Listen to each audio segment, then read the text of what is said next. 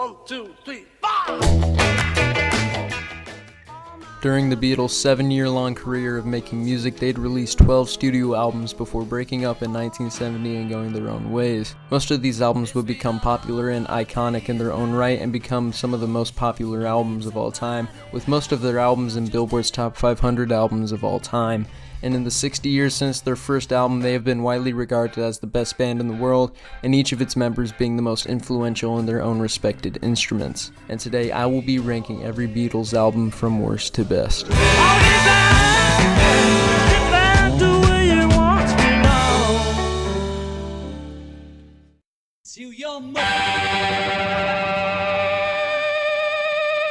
In 1968, the Beatles would release an animated movie featuring 2 previously released songs and a few new songs called Yellow Submarine. 2 months later, they would release the soundtrack to the film, having the same name. While this album has a couple good or decent songs, some of the songs are pretty bad. The track list consists of 2 previously released songs, a song deemed by Paul McCartney as a throwaway song, and 3 new songs, including Hey Bulldog, It's All Too Much, and It's Only a Northern Song, with the side 2 being a film score by George Martin, which is what you'd expect.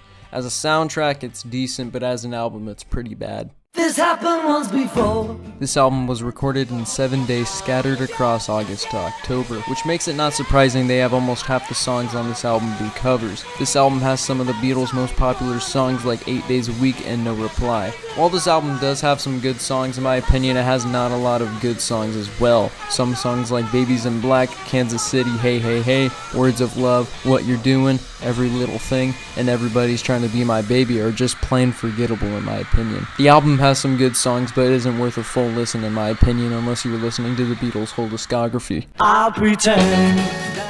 This was the Beatles' second album released and features the same format as almost all their early albums follow, having half the album be original songs and the other half be covers. But what makes this album different from Beatles For Sale is how it has better original songs, but in some cases the covers are more forgettable. Songs like Devil in Her Heart, Till There Was You, and You Really Got a Hold on Me are songs I don't remember as soon as the album ends, and songs like I Wanna Be Your Man have an extreme amount of repetition and are quite annoying. In the end, I find this album to be another below decent album with some annoying filler songs. 1, 2, 3, 4.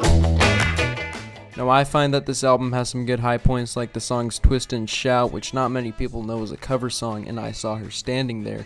But once again, another thing I find in this album lacking are the covers. Songs like A Taste of Honey, Chains, and Baby It's You are extremely forgettable, but like I said, what makes this album better than the previous ones is how high the high points are, like the song Ferris Bueller Danced To. When this album originally came out in the UK, it was released as a double EP with only songs from the film. However, when it was released in the US, it featured 2 singles on the B-side to I Am the Walrus, Hello Goodbye. And in stark contrast to the film Magical Mystery Tour, which was panned by critics calling it the Beatles' first flop, people enjoyed the album. As for the songs on the record, most of them are fairly good or decent, with the worst track on the album being the instrumental Flying. Overall, a good record and certainly better than the film. Did I ever tell you about an Take 10. Andamine? Okay, this album has grown on me the more and more I listen to it, and while it does have some big stinkers like the intermission songs Dig It and Maggie May, and the pretty depressing Long and Winding Road which ruins the album's flow for me, this album does have some pretty good songs like Two of Us, Dig a Pony, Across the Universe, One After 909, Get Back, and more. And while the rest of these songs are plain decent like I Me Mine and For You Blue, this album still stands up even during the type of conditions this album was recorded in.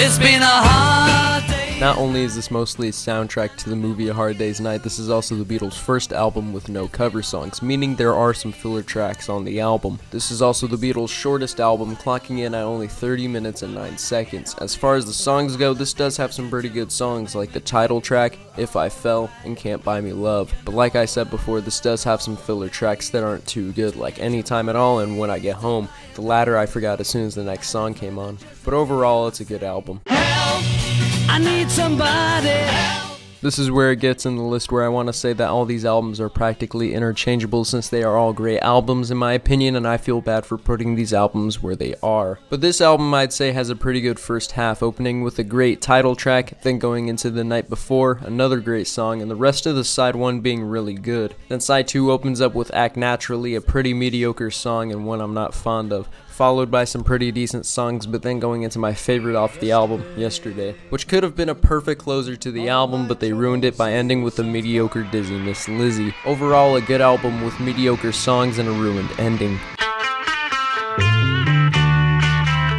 At number 5 is Rubber Soul, or as John Lennon calls it, the Weed Album. Now I kind of feel bad for putting this album at this spot, but like I said, these albums are practically interchangeable, they're just so good. But this album opens up with the catchy Drive My Car, then goes into the sweet but short Norwegian Wood. The only bad song I can think on side 1 is Think of Yourself, but this is a pretty good song. Side 2 kind of has a lacking quality with I'm Looking Through You, a somewhat decent song, but the production isn't very good to me and comes off sloppy. And contrary to what people think, I think the closer Run For Your Life is decent, even with the lyrics. Overall, a fairly good album.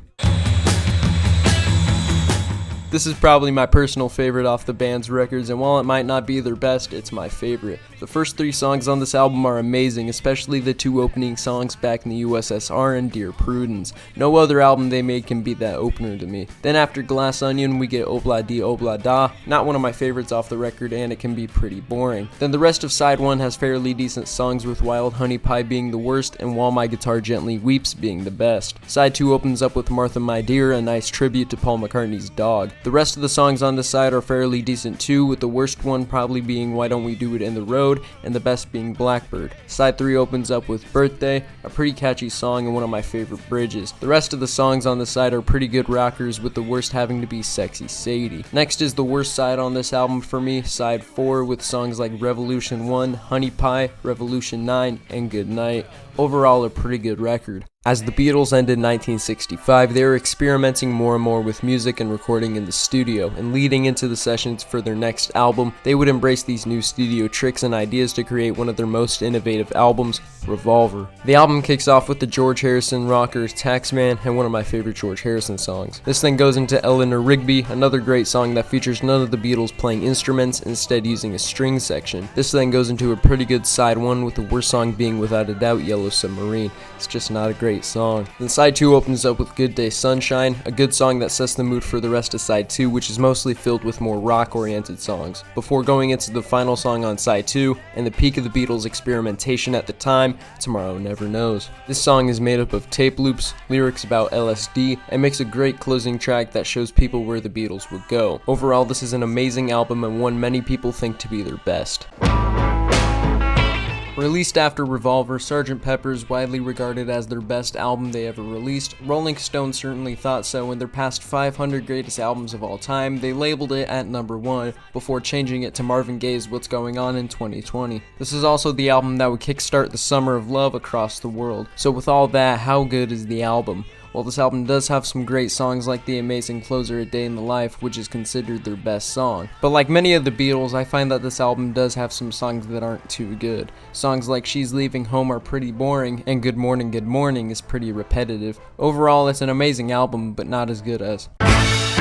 Not only is this the Beatles' best produced, best performed, and best engineered album, this is also, in my opinion, their best record. Coming after the failed Get Back project a couple months earlier, the Beatles stepped into the studio one final time to create one last album. And what did we get? Some of their greatest songs and most popular songs ever, with songs like Come Together, Something, Oh Darling, I Want You, She's So Heavy, Here Comes the Sun, and one of the greatest parts of this album, the medley, comprising of 8 songs in 16 minutes. This is one of the greatest things the Beatles would put on tape, ending with the amazing The End. This is single-handedly the greatest Beatles album they made, and is why I put it at number 1. In the end, this video was made to show you my opinions on the Beatles albums, and I would love to hear what you guys think of the Beatles albums in the comments below. With all that out of the way, my name is Aiden, and I'll see you later.